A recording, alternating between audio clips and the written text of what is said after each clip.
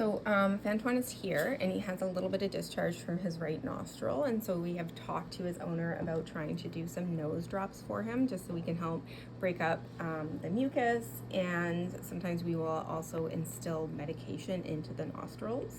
So we're going to do a video for his owner to show him how to be able to do this at home. It is one of the more challenging ones, and so I do recommend practicing the motions before doing the nose drops, because the nose drops typically feel pretty funny, and so they're a little bit more resistant to it.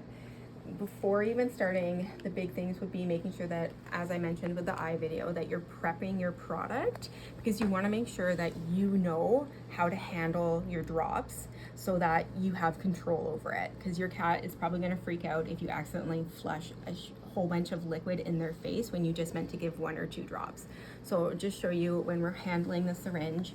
Find the syringe that gives you the best control. I find the small ones work best for me, and then I'm just going to make sure that I know what a couple of drops are.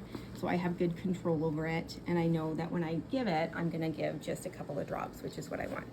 So I'll pop this down, and then I'm going to prepare Fantuan, who's got places to go, got things to do. Good. As usual, I'm going to work with him from the back using my body as a stop point and my arms to control his body so he can't back up. And then I'm going to use my hands around his face. I'm going to give him a bunch of pets.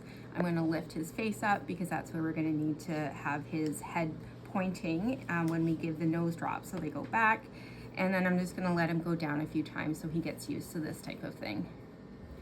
I find that touching them and petting them as we go is usually very helpful as well. And then I'm going to start by just touching my finger to his nose. And we'll do that a bunch of times at home until he doesn't pull away. Make sure that he's comfortable and he knows sort of what's going on. Then we can go ahead and use the syringe. And so I like to control their head and their movement and my hand on their head so that I'm moving with them. So good control is really important. I'm going to touch the syringe to his nose, and I'm not going to do anything. I'm going to touch the syringe to his nose, and I'm not going to do anything.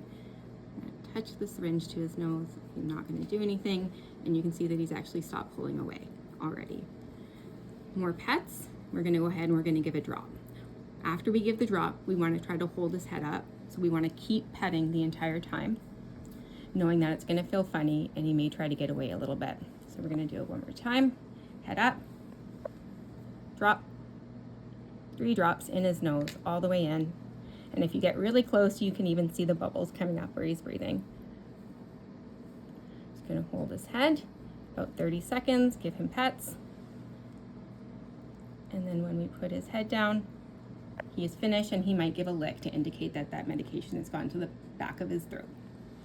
And that is giving nose drops to our little friend Fantuan. Okay, thank you.